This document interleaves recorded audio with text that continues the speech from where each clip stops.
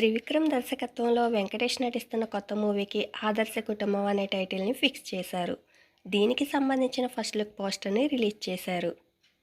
శర్వానంద్, సంయుక్త మీనన్, సాక్షి విద్య హీరోయిన్స్గా నటిస్తున్న కొత్త మూవీ 'నారి నారి నడుమ మురారి'. ఈ మూవీ 2026 జనవరి 14న రిలీజ్ కాబోతుంది.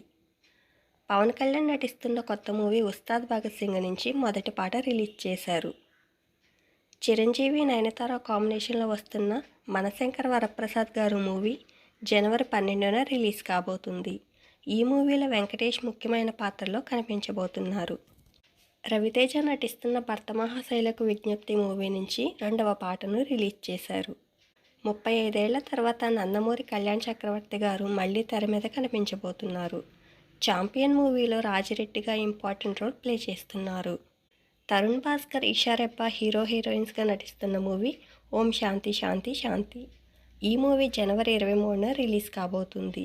ఈ మూవీ టీజర్ రిలీజ్ అయ్యింది.